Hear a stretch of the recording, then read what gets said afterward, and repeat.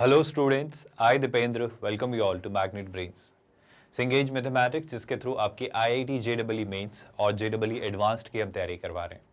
ये एक कॉम्प्रहेंसिव तैयारी है क्योंकि आपको 11th 12th का पूरा सिलेबस कवर करवाते हुए मैथमेटिक्स का एक डिटेल्ड तैयारी यहाँ पर होती है। क्योंकि ये पैकेज जो है Cengage मैथमेटिक्स का 5 किताबों का कलेक्शन है। ये 5 किताबें coordinate geometry, calculus, factors in 3D, algebra और ट्रिग्नोमेट्री, ये एक थरो मैनर में आपका पूरा IIT JEE मेंस और JEE एडवांस लेवल तक का मैथमेटिक्स बहुत अच्छे तरीके से कवर करती है।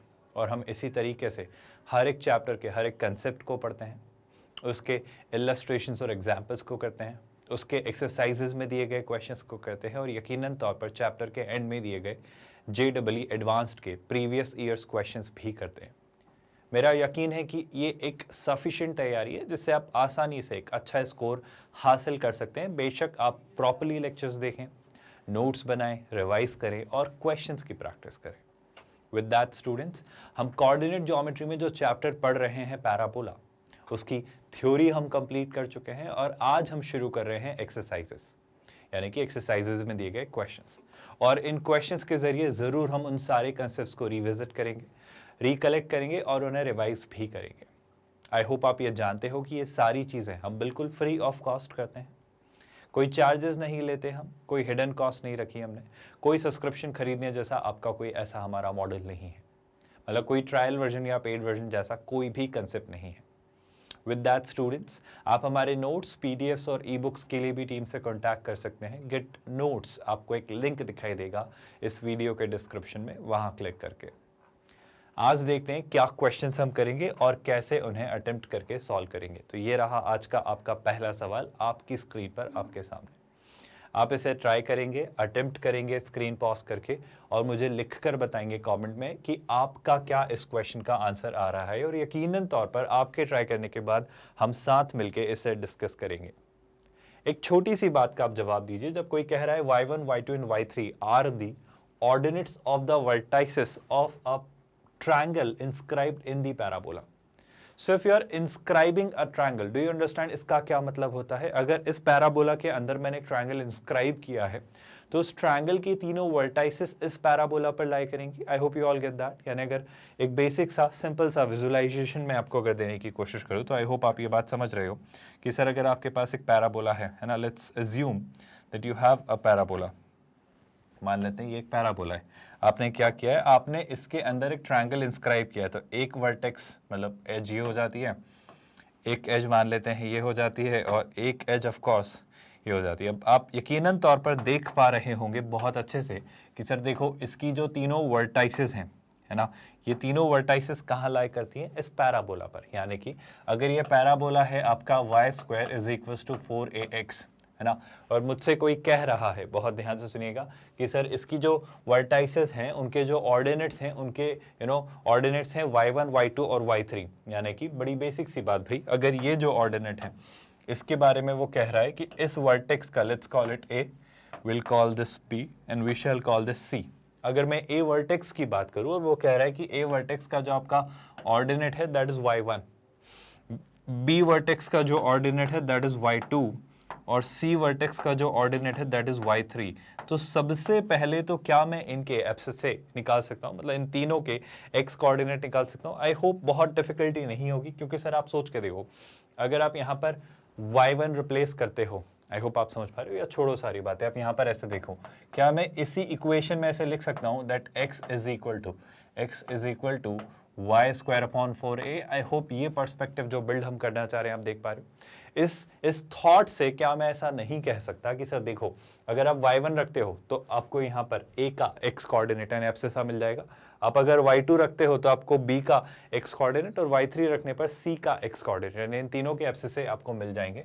तो ये कितना हो जाएगा सर? ये हो जाएगा y1² / 4a, this is going to be y2² / 4a and this is going to be y3² / 4a. Now you need to tell me, क्या हमने कोऑर्डिनेट ज्योमेट्री में कुछ ऐसा पढ़ा है कि अगर मेरे पास किसी ट्रायंगल के तीनों वर्टाइसेस के कोऑर्डिनेट्स हो तो क्या मैं उस ट्रायंगल का एरिया निकाल सकता हूँ? Which ever method suits you. आपको अगर मेथड वो स्टेयर मेथड यूज करनी है तो वो करिए, या फिर डिटर्मिनेंट्स में जो हमने एक मेथड सीखी आप वो चाहें तो वो यूज कर सकते हैं। दोनों ही तरीके आपके पास हैं। आपके पास कोऑर्डिनेट्स है तो आप आराम से अब इस ट्रायंगल का एरिया निकाल कर एक करेक्ट ऑप्शन मार्क कर सकते हैं। अब अगर मैं एक सिंपल से थॉट से शुरू करूँ तो ट्रायंगल का एरिया कितना होगा सर? वो होगा हाफ, है ना। ये तो हम किसी भी पॉलीगन के एरिया के लिए हाफ यूज करते हैं। अब आप क्या यूज करते हैं सर? आप मॉड के अंदर डिटर्मिनेंट यूज करते हैं, क्योंकि डिटर्मिनेंट नेगेटिव या पॉजिटिव कुछ भी वैल्यू दे सकते हैं, तो we put a mod over it. अब डिटर्मिनेंट में क्या, आई होप आपको याद है, इनके तीनों के x और y कोऑर्डिनेट और 1। सुनिएगा ध्यान से, जैसे इसका a का जो x और y कोऑर्डिनेट है वो क्या है सर? वो है y1 square upon of course 4a, है ना। इसका ये है x कोऑर्डिनेट, इसका y कोऑर्डिनेट क्या है? y1, और इसमें 1, थर्ड कॉलम में क्या रखूंगा? 1। ऐसे ही अगर मैं b के लिए चुनता हूं तो b के लिए क्या हो जाएगा सर? वो होगा y2 स्क्वायर अपॉन 4a, उसका y कोऑर्डिनेट है y2 और क्या? 1। सिमिलरली इसका थर्ड जो आपका वर्टेक्स है c, उसका x कोऑर्डिनेट कितना होगा? y3 स्क्वायर अपॉन 4a, उसका y कोऑर्डिनेट होगा y3 और यहाँ क्या लेंगे हम? 1। Did you all get that? I hope this is not confusing at all. और यहाँ पर आप क्या लगा लेंगे? इसका डिटर्मिनेंट ले लीजिए, तो ये आपका हो जाएगा भाई क्या? ये सर मिल जाएगा आपको इसका determinant. I hope everyone is with me so far. और ये जो आप डिटर्मिनेंट ले रहे हैं इसका मॉड भी आप लेंगे, तो आई होप ये बात भी आपको कंफ्यूज या बॉदर या परेशान नहीं करती है कि जब हम इसका मॉड लेंगे तो वो चीज़ें कैसे वर्कआउट होंगी, है ना। तो ये आप इसके आगे मॉड भी लगा दीजिए, so that things don't become confusing और आप बड़े सॉर्टेड से मैनर में इस कंसेप्ट को आसानी से समझ पाएँ। आई hope everyone is comfortable so far. But इस एरिया में एक छोटा सा काम और आपको करना है, जो कि क्या होगा? 1/2। ये होगा इस ट्राइंगल ABC का एरिया, जो कि आपने इंस्क्राइब किया है इस पैराबोला के अंदर। बट सर ये जो आप निकाल रहे हो ये कहीं से कहीं तक इससे तो मैच नहीं होता है, तो कोशिश करते हैं कुछ चीज़ों को वर्कआउट करने की। मेरा कहना है सबसे पहले आई होप हम ये प्रॉपर्टी जानते हैं कि हम डिटर्मिनेंट में किसी भी एक कॉलम से या किसी भी एक रो से एक सर्टेन वैल्यू कॉमन लेना चाहें तो ले सकते हैं। तो मुझे इस कॉलम में 1/4a सब जगह कॉमन दिख रहा है, तो अगर मैं 1/4a कॉमन लेता हूं तो मुझे क्या दिखाई देगा? ध्यान से देखो, मुझे एक बड़ा ही क्रूशियल सा रिजल्ट दिखाई देगा। 1/2 ऑलरेडी है, तो मुझे 1/8a तो दिखना तय है। लेकिन अब अगर अंदर की बात करें तो अंदर दिखेगा y3 स्क्वायर, y3 और 1, है ना। अगर मैंने कुछ गड़बड़ नहीं की है तो हमने y1 से शुरुआत की थी, कोई फर्क नहीं पड़ता। अगर आप y1 से भी शुरुआत करते हैं तो y1 से भी लिख सकते हैं, it does not make any difference at all. तो y1 स्क्वायर, y1 और 1। सिमिलरली अगली रो में क्या मिलेगा? y2 स्क्वायर, y2 और 1, और थर्ड रो में आपको मिलेगा y3 स्क्वायर, y3 और 1। अब एक छोटा सा observation I wanted to share with you all. अगर आपको ये प्रॉपर्टी याद हो जो आपने डिटर्मिनेंट्स में पढ़ी होगी, या जो कि हम अलजेब्रा पढ़ते वक्त डिटर्मिनेंट में डिस्कस करेंगे, कि अगर कभी भी आपको एक ऐसा एक्सप्रेशन मिलता है, कैसा? k square comma k plus, sorry मतलब k के बजाय में KLM कुछ भी ले लेते हैं, LMN ले लेते हैं। जैसे कि आपको मिलता है, मान लो ABC कुछ भी हो सकता है, it does not make any difference at all. जैसे a स्क्वायर, a और 1। अच्छा, ये इंटरचेंज भी हो सकते हैं ऐसे, इस तरीके से आप सोचो, जैसे b स्क्वायर, b और 1, और जैसे आपको मिलता है c स्क्वायर, c और 1। तो इसका जो रिजल्ट होता है, इस डिटर्मिनेंट का जो रिजल्ट होता है, ये एक्सपांशन, ऑल्दो हम सीखेंगे कि ऐसा क्यों होता है, बट ये एक स्टैंडर्ड रिजल्ट है जो आपको याद रखना है, जो कि आपके हमेशा काम आएगा, हमेशा काम आएगा, जो कि इस तरीके से प्लॉट होता है। आप दो इंडिविजुअल कोई भी दो वेरिएबल्स ले लें, उनका डिफरेंस लेकर उनके प्रोडक्ट का मॉड ले लें। मॉड क्यों ले लिया? ताकि साइन पर कोई इंपैक्ट ना पड़े। मॉड तो हमने यहाँ ले ही लिया है क्योंकि हम एरिया निकाल रहे हैं, बट अगर आप देखें यहाँ पर तो बड़ी आसानी से समझ गया। आप साइक्लिक मैनर में से लिख दीजिए, जैसे आप ले लीजिए a माइनस बी, फिर आप ले लीजिए b माइनस सी, और फिर आप ले लीजिए c माइनस ए। आप निश्चिंत होकर इससे एक्सपांड करिएगा, जो कि हम सीखेंगे अलजेब्रा में पढ़ते वक्त डिटर्मिनेंट्स की ये चीज़ ऐसे कैसे वर्कआउट होती है। अभी फिलहाल चूंकि हम डिटर्मिनेंट्स में नहीं जाना चाह रहे हैं, बट इतना ज़रूर याद रखिएगा कि ये एक स्टैंडर्ड रिजल्ट है जो एनीवे आपको याद रहना चाहिए। मतलब कभी भी आपको एक ऐसा एक्सप्रेशन दिखे तो आप बेझिझक बिना उसे एक्सपांड किए ये रिजल्ट लिख सकते हैं। यानी कि सर अगर मैं यहाँ पर देख पा रहा हूँ, क्या मुझे एक बड़ा क्रूशियल सा पॉइंट दिख रहा है, 4a कॉमन ले लिया, तो y square, y1 square, y1 1, y2 square, y2 1, y3 square, y3 1। अगर ये दिख रहा है तो क्लियरली मुझे क्या मिलेगा? 1/8a तो मिलना तय है, ऐसा मुझे ऑप्शन सी में दिख रहा है। और y1 y2, y2 y3 और y3 y1 का जो डिफरेंस मुझे दिख रहा है वो क्लियरली ऑप्शन सी में दिख रहा है। और इनके डिफरेंस पर मॉड लगाना जरूरी है, क्योंकि मुझे नहीं पता है ये एक्सप्रेशन नेगेटिव है या positive. Did you all understand the whole part? I think एक आसान क्वेश्चन था जो कि देखकर आंसर किया जा सकता है अगर मुझे बारीकियां, मुझे बेसिक्स पता है तो, क्योंकि डिटर्मिनेंट का बहुत ही बेसिक सा थॉट अप्लाई होना है और कोई बहुत विशेष, कोई बहुत बड़ी बात इसमें हमने अप्लाई नहीं की है कहीं से कहीं तक। बहुत ही स्टैंडर्ड सा, स्पेसिफिक सा, सिंपल सा एक क्वेश्चन। देखते हैं भाई नेक्स्ट क्वेश्चन आपके लिए क्या अनफोल्ड करता है। वो क्या लिख रहा है भाई, देखो ध्यान से। Area of the triangle formed by the vertex focus and the one end of latus rectum of the parabola x square is equals to minus 12 times y minus 1। अगर आप इसे थोड़ा ठीक से देखने की कोशिश करें, थोड़ा ठीक से इमेजिन करें, तो क्या मैं इसे किसी और पैराबोला से कवर या इमेजिन या रिप्लेस नहीं कर सकता? क्योंकि बात एरिया की है, बात एक ट्राइंगल की है। अब बात समझो, इस पैराबोला को ध्यान से देखो। कैन आई से कि सर इस पैराबोला में और एक हमारे इस पैराबोला में कोई बहुत बड़ा फर्क नहीं है। अगर मैं लिखूं x square is equal to, ध्यान से देखना, ये -12 है, मान लो उसको देख लिया, मैं इसे लिखता हूं क्या, -4 इंटू 3 इंटू क्या, ऑफकोर्स वाई। आपने कोई बड़ा विशेष काम नहीं किया, आपने बस एक मेजर सा चेंज ये लाया कि अगर इस पैराबोला के, यह है x square is equal to -4ay, अगर आपने इस पैराबोला के वर्टेक्स को ओरिजिन पर रखा था तो वो शिफ्ट करके आपने -2,1 पे ला दिया। यहां और यहां कोई बहुत विशेष फर्क नहीं है। मैं एक और बात कहना चाहता हूं आपसे, क्योंकि हम एक स्टैंडर्ड पैराबोला पर ही चीजें डिस्कस करते आए हैं, तो यकीनन तौर पर इस पैराबोला और अभी फिलहाल इस पैराबोला में भी कोई बड़ा बहुत फर्क नहीं है। अगर मैं सच कहूं तो आपसे, सर ऐसा क्यों कह रहे हो? मैं ऐसा इसलिए कहकर समझाना चाह रहा हूं आपको, क्योंकि बात वर्टेक्स फोकस और one end of latus rectum की हो रही है। वो चाहे इस पैराबोला की हो या इसकी निकालें या इसकी निकालें, कोई विशेष फर्क नहीं आने वाला। उनमें डिस्टेंस वाइज यही रिलेशन रहेगा जो इसमें होगा, जो इसमें होगा, जो इसमें होगा। अब बात समझो, बहुत ध्यान से मैं चीजें प्लॉट करके समझाने की कोशिश करता हूँ। X square is equal to -4ay, ये यकीनन तौर पर एक ऐसा पैराबोला बनेगा, बिल्कुल बनेगा। अगर मैं इससे ऐसा बना दूं तो ये जो पैराबोला है, ये यही पैराबोला होगा, बस ओरिजिन पर शिफ्ट हो जाएगा इसके वर्टेक्स।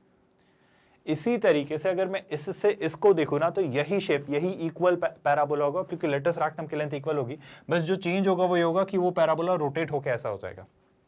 तो पॉइंट ये मैं आपको समझाना चाह रहा हूं कि जब आपसे कोई पूछ रहा है वर्टेक्स, है ना, जैसे कि यहां पर वर्टेक्स है, यहाँ पर कहीं लेट्स से फोकस है ना, ये वर्टेक्स है और यहाँ कहीं फोकस है ना, और आप one end of latus rectum ले रहे हो, तो लेट्स से वो ये है, और इस केस में अगर इन दोनों को मिलाया तो ये आपका ट्रायंगल बन रहा है। ये जो ट्रायंगल बन रहा है ना, यही ट्रायंगल आपका यहाँ बनेगा। मतलब आप वर्टेक्स से फोकस तक लेकर आओगे, फोकस से आप लेटस रेक्टम तक जाओगे, one end of latus rectum तक, और जब आप one end of latus rectum को इस वर्टेक्स से मिलवाओगे तो ये जो ट्रायंगल बनेगा, ये जो ट्रायंगल बनेगा सेम बनेगा। मैं ये समझाना चाह रहा हूँ। तो चाहे आप इसके लिए निकाल लें या इसके लिए, या हमारा जो स्टैंडर्ड केस हम पढ़ते हैं उसके लिए, कोई बहुत विशेष फर्क नहीं पड़ने वाला है। सर आपने ये केस क्यों बनाया? मेरा मानना है कि ये केस मेरे लिए सबसे आसान है, क्योंकि y square is equal to 4ax में मैं जानता हूं इसके वर्टेक्स के कोऑर्डिनेट कितने हो जाएंगे, 0,0। मैं जानता हूं इसके फोकस के कोऑर्डिनेट क्या होते हैं, a,0 यानी 3,0। और अगर कुछ समझ ना आए तो आप मुझे बता सकते हो one end of latus rectum क्या होगा। सर कौन सी बड़ी बात है, ये 3 है तो ये इस पर परपेंडिकुलर गया, तो ये इसका x कोऑर्डिनेट भी क्या होगा, 3। अगर इसका x कोऑर्डिनेट भी 3 है तो ध्यान से देखो, 3 इंटू 3 9, 9 इंटू 4 36, 36 का अंडर रूट +-6, ऊपर वाला एंड ले रहा हूं तो ये कितना हो जाएगा, 6। तो आपको ये बात समझ आई, 3,6। अब एक छोटी सी बात का जवाब दो, अगर मुझे इस ट्रायंगल का एरिया चाहिए तो क्या ये एक राइट एंगल ट्रायंगल बनना तय है? बिल्कुल, क्योंकि लेटस रेक्टम जो होती है वो आपके एक्सिस और फोकस को मिलाने वाली line, I am really sorry, focus और वर्टेक्स को मिलाने वाली लाइन, यानी एक्सिस पर क्या होती है, perpendicular. We all know that, है ना। तो एक राइट एंगल ट्रायंगल बनेगा। आपको बात समझ आ रही है? हम इस तक गए ही नहीं, हमने इसके थ्रू वापस हमारे वही पैराबोला पर चीजें ले आए, क्योंकि ये इक्वल पैराबोला है। और इक्वल पैराबोला का अगर कंसेप्ट आपको याद है तो कंसेप्ट बड़ा सिंपल था कि अगर लेटस रेक्टम की लेंथ इक्वल है, जो कि यकीनन तौर पर इसकी और इसकी इक्वल है, क्योंकि इसकी भी लेटस रेक्टम की लेंथ जो आएगी वो उतनी ही होगी जो इसकी होगी, लेंथ वाइज बात करें तो फिर कोई बहुत विशेष फर्क नहीं है इस पैराबोला और इस पैराबोला में। और एनीवे हम तो इस ट्रायंगल में इंटरेस्टेड है ना, तो कहीं नहीं जा रहा, चाहे यहां से निकालें आप आंसर या यहां से निकालें। Do you all get that? अब सर आप क्या कहना चाह रहे हो? मेरे ख्याल से चीजें बहुत आसान है, आप प्लीज ध्यान से देखो भाई। अगर सर यहाँ पे देखोगे तो इसका बेस कितना हो जाएगा, देखो 0 से 0 से 3 तक गए तो बेस कितना हो गया 3, है ना। तो मैं एरिया निकाल रहा हूँ तो हाफ इंटू बेस, और हाइट कितनी है सर, हाइट के लिए आप देखो 0 से 6 तक गए तो हाइट कितनी होगी 6। I hope no one is confused with this expression so far. और अगर आप इसे सिंप्लीफाई करें तो 2 का 6 कितना होता है ट्रिपल, है ना, और 3 इंटू 3 कितना होता है 9, और 9 के बेसिस पर मैं सीधे सीधे कौन सा ऑप्शन मार्क कर दूंगा सर, मैं बिना सोचे समझे मार्क करूंगा ऑप्शन सी। किसी भी स्टूडेंट को इस क्वेश्चन के किसी भी पार्ट में कोई परेशानी है तो पूछिए। आई थिंक बहुत ही आसान, बेसिक और सिंपल सा क्वेश्चन था जिसमें कहीं पर भी कोई आपत्ति नहीं है, एक डायरेक्ट सा रिलेशन है, राइट। अगर इसी बात को हम आगे बढ़ाएं तो आगे क्या निकल कर आता है, ध्यान से देखिएगा। नेक्स्ट क्वेश्चन आपके सामने आता है, यहाँ पर क्या लिख रहा है वो देखो। वो कह रहा है ये जो लाइन है आपकी y माइनस √3x + 3, ये कट करती है आपके इस पैराबोला को एट p एंड q। फिर वो पूछ रहा है AP और AQ क्या होगा, जहां पर A आपका है √3, 0। अब अगर a है √3, 0 और मुझे इस पैराबोला पर लाई करने वाले दो पॉइंट p और q ढूंढने हैं, जो कि इस तरीके से प्लेस्ड हैं कि सर वो दो जो खास पॉइंट्स हैं वो आपके इस लाइन के इंटरसेक्शन से बनते हैं इस पैराबोला के साथ। सारी बातें एक तरफ, पहले तो मैं थोड़ा सा सिंप्लीफिकेशन चाह रहा हूं। क्या मैं एक थॉट ला सकता हूं कि सर मैं इस लाइन को पैरामीट्रिक फॉर्म में कन्वर्ट कर लूं, उससे क्या होगा, शायद अगर मैं पैरामीट्रिक फॉर्म में कन्वर्ट कर लूं तो वो इंटरसेक्शन ढूंढना आसान होगा। देखो एक तरीका क्या होगा, सुनना, एक आसान सा तरीका होगा कि इसे और इसे सॉल्व किया जाए, ध्यान से सुनना, उससे आपके रूट्स आ जाएंगे, यानी पॉइंट ऑफ इंटरसेक्शन आ जाएंगे, क्वाड्रेटिक इक्वेशन बनके वो आपके p और q होंगे। अब आपको कुछ नहीं करना है, a से p की डिस्टेंस और a से q की डिस्टेंस निकालनी है और उनका प्रोडक्ट लिख के आंसर लिख देना है, जो कि बहुत आसान तरीका है, जो कि एक बिल्कुल वाजिब तरीका है जिसमें कोई गड़बड़ नहीं है। जो पॉइंट मैं कहना चाह रहा हूं वो क्या है स्टूडेंट्स, प्लीज ध्यान से सुनिएगा, आप इस पॉइंट को समझो। जैसे कि आपके पास है y² = x + 2, है ना। यहाँ पर क्या है, यहाँ से अगर मैं सॉल्व करूँ तो y की वैल्यू कितनी है सर, यहाँ से अगर हम सॉल्व करें तो y की वैल्यू आती है √3x - 3, सुन रहे हैं आप लोग। और यहाँ पर y² कितना है सर, यहाँ पर है y² = x + 2। All I am going to do is, बहुत ध्यान से सुनिएगा, मैं ये जो y की वैल्यू है √3x - 3 यहाँ रखता हूँ। मैं दोनों तरीके बताना चाह रहा हूँ, ध्यान से देखिएगा। y की वैल्यू √3x - 3 मैंने यहाँ रिप्लेस की तो ये जाता है स्क्वायर = x + 2। अगर हमने इसे सिंप्लीफाई किया तो देखो क्या दिख रहा है, बहुत ध्यान से देखिएगा स्टूडेंट्स। √3x का स्क्वायर कितना 3x² -3 का स्क्वायर तो ये हो जाएगा +9, -2 × 3 कितना -6, है ना, तो ये हो जाएगा -6 times √3x। I hope no one is confused with this conclusion. x और 2 को भी इधर लाते हो जाएगा -x - 2 = 0। अब अगर इस क्वाड्रेटिक को मैं सिंप्लीफाई करूं तो मुझे क्या दिखाई देगा, बहुत ध्यान से देखो भाई। इस क्वाड्रेटिक के सिंप्लीफिकेशन में अगर हम चीजें समझें तो मुझे जो चीजें दिखनी चाहिए वो क्या क्या होंगी, ध्यान से देखिए भाई। सर सबसे पहले तो आपको 3x² को तो कोई चेंजेस नहीं लाने, तो 3x² एज इट इज, है ना, इसमें भी कोई बड़े खास बदलाव होने नहीं है। तो मैं -x कॉमन ले लेता हूं, तो ये क्या बनेगा, ध्यान से देखना, ये बनेगा सर आपका 1 + 6 √3 टाइम्स x, है ना। और जो कांस्टेंट टर्म बनने वाली है वो क्या है, 9 - 2 that's 7, so this is going to be +7 = 0। अब मेरा आपसे कहना है जो आपके रूट्स आएंगे वो बेशक आ जाएंगे बट वो थोड़े से मेहनत से निकलेंगे। फिर x की जब वैल्यू आएगी वो आप रिप्लेस करेंगे या तो यहाँ या यहाँ, उससे y की वैल्यू आएगी। फिर क्या करोगे आप, फिर आप निकालोगे a से उस वो जो रूट्स आएंगे वो आपके p और q होंगे, क्योंकि आपने इन दोनों कर्व्स को सॉल्व कर लिया। आप समझ रहे हो, आपका एक पैराबोला है और एक स्ट्रेट लाइन है, जब इन्हें आपने इंटरसेक्ट किया तो आपको p और q मिले और कहीं ना कहीं a पॉइंट है, तो आपने a से p की डिस्टेंस और a से q की डिस्टेंस निकाली और फिर उन दोनों का प्रोडक्ट निकाला। मैं कह रहा हूं बेशक इसे यहां से ऐसे सॉल्व किया जा सकता है, इसमें कोई बुराई नहीं है, पर क्या इसके अलावा भी इसमें कोई और तरीका सोचा जा सकता है, क्या इसका एक और आसान तरीका सोच सकते हैं? क्यों नहीं सोच सकते सर, इसको थोड़ा रीअरेंज करने की कोशिश करते हैं इस पॉइंट के पर्सपेक्टिव से।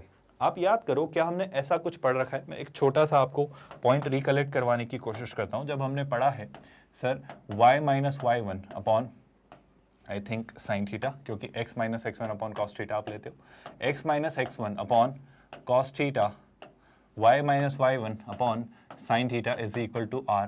Do you all remember something of this sort? ऐसा हमने कुछ पढ़ रखा है। यानी कि अगर आपके पास x1 y1 कोई पॉइंट्स हैं किस पर, एक स्ट्रेट लाइन पर, तो उनसे r डिस्टेंस पर, जो ये स्ट्रेट लाइन जो कि पॉजिटिव एक्सिस के साथ थीटा एंगल बनाती है, उनसे r डिस्टेंस पर अगर पॉइंट ढूंढना है तो उसको हम इस फॉर्म में रिप्रेजेंट करके ढूंढा करते थे।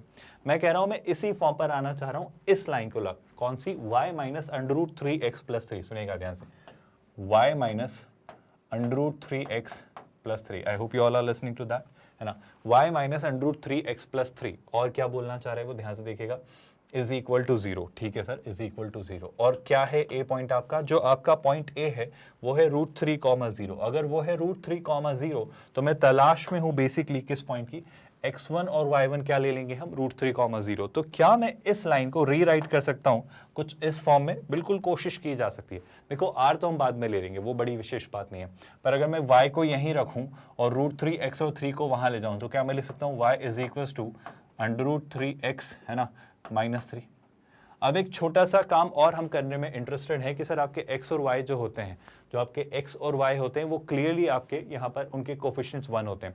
तो यहाँ पे ये प्रॉब्लम कर रहा है कि √3 नहीं होना चाहिए। ठीक है सर, हटा देते हैं। तो √3 अगर आपको हटाना है, अगर आप √3 हटाने में इंटरेस्टेड हैं तो एक छोटा सा काम करिए, दोनों तरफ √3 से डिवाइड करिए। तो जैसे ही दोनों तरफ √3 से डिवाइड किया तो क्या होगा, ध्यान से देखो भाई, यहाँ तो दिखेगा y अपॉन √3, बिल्कुल सही बात। यहाँ पर अगर देखें तो √3 कैंसिल हो जाएगा, और वहाँ पर जो एक छोटा सा पार्ट आपको दिखेगा वो होगा 3 अपॉन √3। आई होप ये बात आपको समझ आ रही है। और 3 अपॉन √3 कितना होता है सर, 3 अपॉन √3 होता है क्लियरली √3। तो यहाँ पर क्या बन जाएगा, यहाँ पर ये बन जाएगा √3। I hope no one is confused with that. I hope ये बात आप सभी को अच्छे से, आसानी से, क्लियरली डाइजेस्ट हो रही है जो हम यहाँ पर लिख कर समझना चाह रहे हैं। क्या इन सारी बातों में किसी भी बात से कोई कंफ्यूजन, कोई डाउट, कोई क्वेरी? एक छोटा सा करेक्शन, सर अगर आप इसमें यहाँ लिखना ही चाहते हो तो इसे लिख लो y-0। तो काफ़ी हद तक हमने कुछ अचीव किया। y-y1, आई थिंक मैं ए जो पॉइंट आपको दिया गया था, जो कि क्या दिया था, √3, तो शायद मैं x-x1 और y-y1, लेकिन डिनोमिनेटर में √3 और 1 कहीं से कहीं तक cos थीटा और sin थीटा मुझे मिलने में हेल्प नहीं कर रहे हैं। अगर आप सोच पा रहे हो कि ये cos थीटा और sin थीटा बने, तो नहीं सर। अगर आपको 1 दिखता है कहीं पर भी cos थीटा, अगर आप कहते हो कि सर 1 जो है आपका cos थीटा है, तो उस थीटा की करस्पॉन्डिंग वैल्यू के लिए √3 तो sin थीटा नहीं होता है। तो क्या मैं कुछ चेंजेस ला सकता हूँ? बिल्कुल कोशिश की जा सकती है। एक छोटा सा काम हम करते हैं, ध्यान से देखना। मैं दोनों तरफ 2 से मल्टीप्लाई करता हूँ। ऐसा क्यों, ध्यान से देखना। जैसे ही दोनों तरफ 2 से मल्टीप्लाई किया और 2 को डिनोमिनेटर में लेके आए, तो शैलाई से मैं 2 को ऐसा लिख सकता हूँ। अब आप मेरा पॉइंट समझो, आप खुद सोच के बोलोगे कि हाँ सर, आई होप आपको दिख रहा है cos 60, आई होप आप, आई एम रियली सॉरी मैंने उल्टा बोला, cos 30, ये दिख रहा है आपको cos 30, cos, I am really sorry, cos 60 ही होगा। cos 60 कितना होगा, 1/2। तो शैलाई से sin 60 कितना होगा, √3/2। आई होप ये पॉइंट आप डाइजेस्ट कर पा रहे हो। ये यही लाइन की इक्वेशन है, बट इस फॉर्म में, जिससे मैं किसके इक्वल रख दूंगा, जिससे मैं इक्वल रख दूंगा r के। ऐसा क्यों किया सर, बहुत ध्यान से देखना। यहाँ से अगर मैं x और y को रिप्रेजेंट करना चाहूँ तो कहना है से सर, यहाँ से x जो पॉइंट होगा वो हो जाएगा आपका क्या, ध्यान से देखना, r/2। आई होप आप देख रहे हो, 1/2 को मल्टीप्लाई किया r से, r/2 प्लस √3। और सिमिलरली आपने y को रखा तो y को आप क्या रखेंगे, ध्यान से देखें, y को आप लिखेंगे √3 r/2 प्लस 0। आई होप ये बात आपको समझ आ रही है। अब आपने x और y r की टर्म्स में 2 पॉइंट्स लिए हैं। अब आप इस बात को समझना, x और y क्या है, इस स्ट्रेट लाइन पर r डिस्टेंस पर लाई करने वाली 2 पॉइंट्स। आई होप आप मेरी बात समझ पा रहे हो। और मैं ये समझ पा रहा हूं कि वो r की फॉर्म में रिप्रेजेंट कर दिया, एक ही वेरिएबल आ गया। अब मैं ये जानता हूं कि ये जो पॉइंट है जो कि इस स्ट्रेट लाइन पर r डिस्टेंस पर है, वो इस पैराबोला पर भी तो लाई करता है, वो इस पैराबोला पर भी तो लाई करता है। आप समझ रहे हो, इस स्ट्रेट लाइन पर r डिस्टेंस पर कोई पॉइंट है ना, वो टेक्निकली इस पैराबोला पर भी लाई करता है।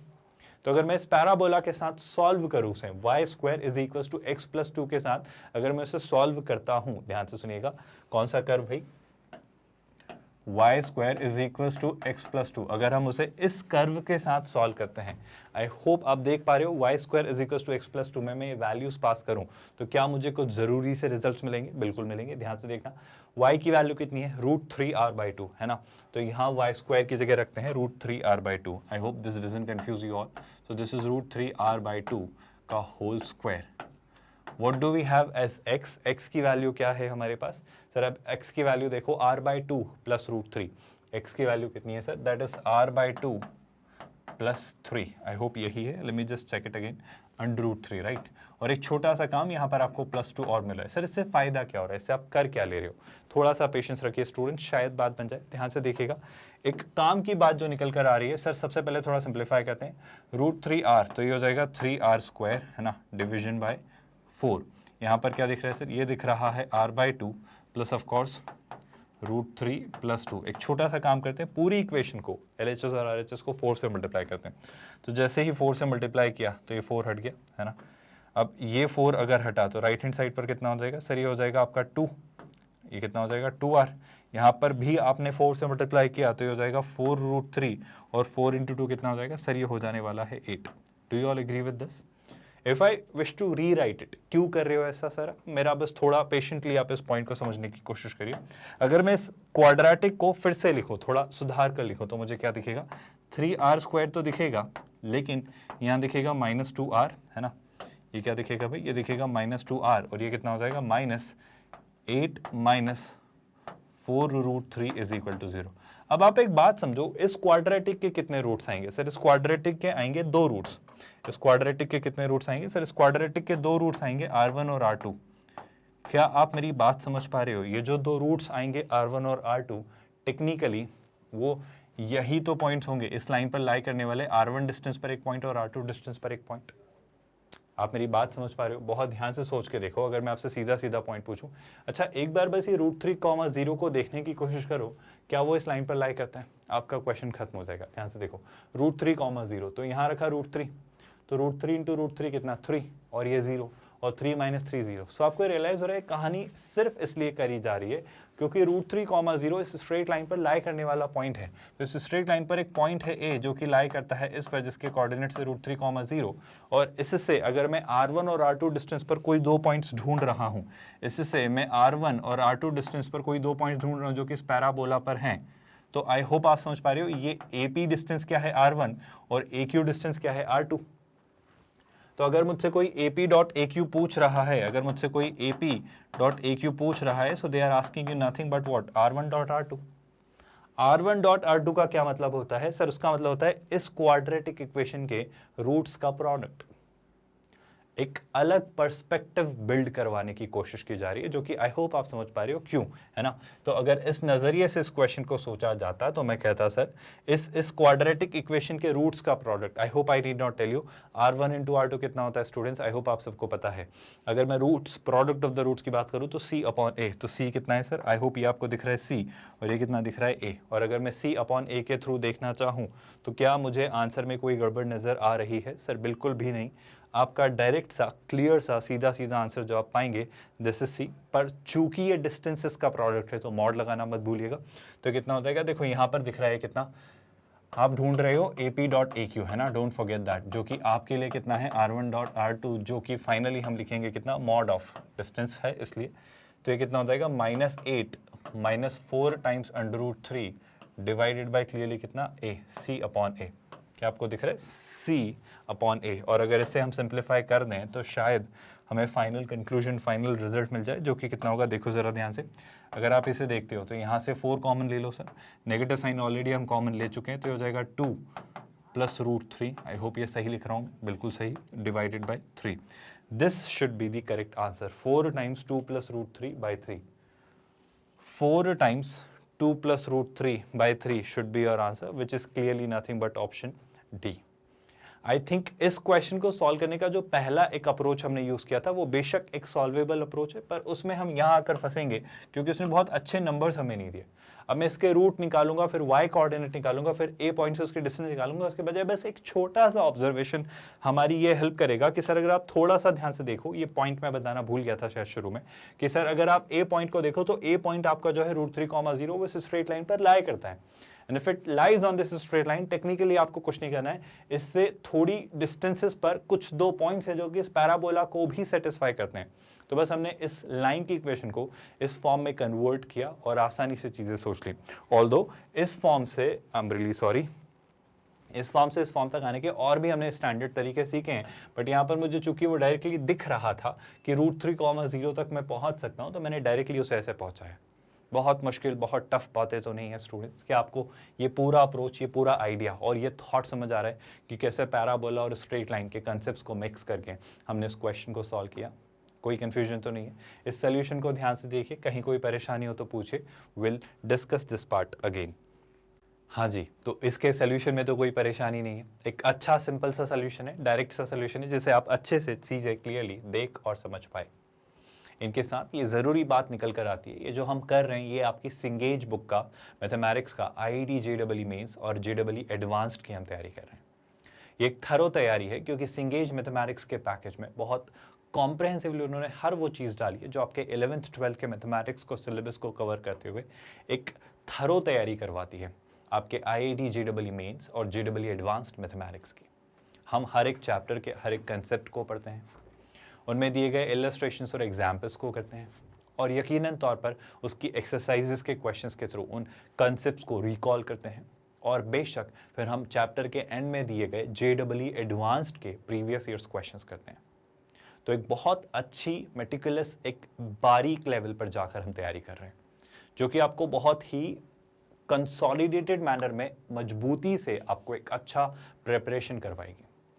बस आपको इतना फेथ रखकर इतनी चीज़ें करनी है कि आप इन लेक्चर्स को अच्छे से देखें, पूरे तरीके से देखें, नोट्स बनाएं प्रॉपर्ली और क्वेश्चन सॉल्व करें और रिवाइज करते रहें चीज़ें, है ना। याद रहना ज़रूरी है क्योंकि अगर चीज़ें याद रहेंगी तो आप जल्दी चीज़ें सोच पाएंगे और जल्दी से आंसर्स की तरफ बढ़ पाएंगे, ताकि आप सारे कंसेप्ट जो भी जहाँ भी उस क्वेश्चन में लग सकते हैं वो सोच पाएँ और फटाफट आंसर निकाल पाएँ। बस यही मोटिव या इंटेंट रहना चाहिए आपका इन लेक्चर्स के दौरान। और आई होप आप ये जानते ही हैं कि ये सब कुछ बिल्कुल फ्री ऑफ कॉस्ट है। हम कोई चार्जेस नहीं लेते, कहीं कोई हमारी हिडन कॉस्ट नहीं होती है, आप यकीन करिए। कोई सब्सक्रिप्शन खरीदने को कभी नहीं कहेंगे, कोई ट्रायल वर्जन या पेड वर्जन जैसा कंसेप्ट नहीं है बिल्कुल भी। यानी कि किंडरगार्टन से 12th स्टैंडर्ड तक अलग अलग बोर्ड्स, अलग अलग मीडियम्स और कई सारे कॉम्पिटिटिव एग्जाम्स की हम तैयारी आपको कराते हैं बिल्कुल फ्री ऑफ कॉस्ट। इसी के साथ आप हमारे नोट्स, पीडीएफ्स और ई बुक्स के लिए टीम से कॉन्टैक्ट कर सकते हैं। आपको गेट नोट्स एक लिंक दिखाई देगा इस वीडियो के डिस्क्रिप्शन में, वहां क्लिक करके। ये वीडियो सारे जो सिंगेज मैथमेटिक्स के प्रॉपर एक प्लेलिस्ट में अरेंज किए जा रहे हैं, आपके लिए प्लेलिस्ट बना हुआ है। आप जब इसी वीडियो के डिस्क्रिप्शन में जाएंगे तो आपको एक लिंक दिखाई देगा, फुल प्लेलिस्ट लिंक, ऐसा टैग लगा होगा, वहाँ लिखा होगा Cengage mathematics for IIT JEE mains and advanced. वहाँ पर क्लिक करके प्लेलिस्ट आप ओपन कर सकते हैं, वहाँ प्लस साइन दिखाई देगा यानी सेव प्लेलिस्ट का ऑप्शन, उससे प्लेलिस्ट आपके अकाउंट में भी सेव हो जाएगा। आप हमेशा सिंक में रहोगे, आपको हमेशा वीडियोस दिखते रहेंगे कि कितने वीडियोस हमने रिलीज़ कर दिए हैं, आप कहाँ पहुँच गए और आपका कितना बैकलॉग है, ताकि आप टाइमली अपना कोर्स कंप्लीट कर ले और अच्छे से अपनी तैयारी के साथ जाएँ। हमारी कोशिश या हिदायत या रिक्वेस्ट यही रहेगी कि आप इन्हें लाइव ही देखें, या आपके लिए प्रीमियर हम ऑलरेडी करते हैं डेली 9:30 के अराउंड इवनिंग में, तो इस तरीके से आप इन्हें रोज़ लाइव देख सकते हैं और अच्छे से अपनी तैयारी कंटिन्यू कर सकते हैं। आई थिंक इसके अलावा कोई और परेशानी नहीं है, आप अच्छे से अपनी तैयारी कर रहे हैं। फिर भी अगर कोई क्वेरी या कंसर्न हो तो कमेंट में लिखिएगा, हम ज़रूर रिस्पॉन्ड करेंगे अगर क्वेरी रेलेवेंट रही तो। So I think this is sufficient for today. आप सेम चीज़ें हमारे जो लेक्चर्स हैं, हमारी लाइब्रेरी जो हम हमारी वेबसाइट magnetbrains.com पर बना रहे हैं, वहाँ भी एक ऑर्गेनाइज्ड मैनर में एक्सेस कर सकते हैं, या फिर यकीनन तौर पर आप चाहें तो प्लेलिस्ट तो प्रॉपर्ली बन ही रहे हैं, जैसा आपको ठीक लगे, जैसा आपका कंफर्ट या कन्वीनियंस हो। आई think this is sufficient for today, so let's call it a day here students. ख्याल रखिए अपना, थैंक यू सो मच।